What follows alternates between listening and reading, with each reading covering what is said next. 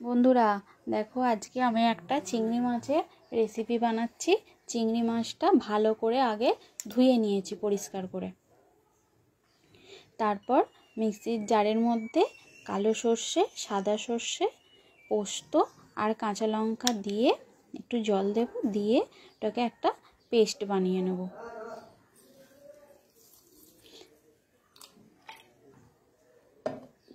আর এদিকে দেখো, আমি কড়াইতে তেল বসিয়ে দিয়েছি, তেল গরম হয়ে গেছে। এবার আমি চিংড়ি মাছগুলো ভেজে নেব। চিংড়ি মাছগুলো হালকা করে ভাজবো, বেশি ভাজলে শক্ত হয়ে যাবে। এখানে ভাজা আমার হয়ে গেছে। আর এদিকে একটা চিকেন কোটের জারের মধ্যে আমি দই নিয়েছি, দইটাকে ভালো করে ফেটিয়ে নিচ্ছি, নাহলে দই কেটে যাওয়ার সম্ভাবনা থাকে, তাই ভালো করে একটু ফেটিয়ে নিচ্ছি। আর মশলার যে পেস্টটা দেখো আমার হয়ে গেছে। এবার এই মশলার পেস্টটা আমি ওই দইটার মধ্যে দিয়ে দেব,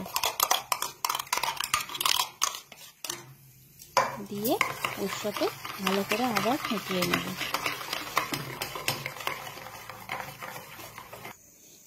তারপর দিচ্ছি একটু স্বাদ অনুসারে চিনি, একটুখানি হলুদ আর কাশ্মীরি লাল লঙ্কার গুঁড়ো আর পরিমাণ মতো নুন। এবার ভালো করে ওগুলোকে মিশিয়ে নেব।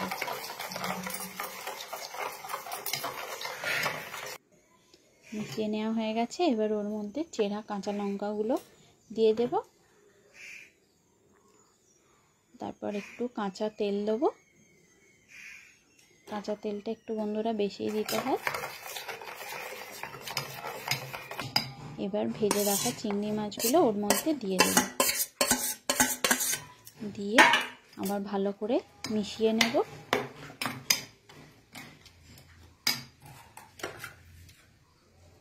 আর ওর মধ্যে কুচি করা দুটো ধনেপাতা দিয়ে দিলাম, দিয়ে ভালো করে মিশিয়ে নিচ্ছি। মিশিয়ে নেওয়ার পরে আমি টিফিন কৌটোটা চাপা দিয়ে দিলাম। দেখে কড়াইতে জল বসিয়ে দিয়েছি, একটা স্ট্যান্ডের উপরে টিফিন কৌটোটা বসিয়ে দেব, দিয়ে চাপা দিয়ে দেব। এটা ততক্ষণ হোক বন্ধুরা। দেখো 15-20 মিনিট পরে এবার আমি খুলছি। জলটা দেখে কতটা কমে গেছে, আমার হয়ে গেছে। এবার এটাকে আমি নামিয়ে নেব।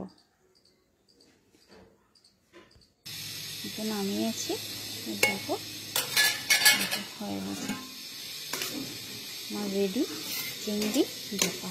বন্ধুরা কেমন লাগলো রেসিপিটা জানিও কিন্তু। Bye bye.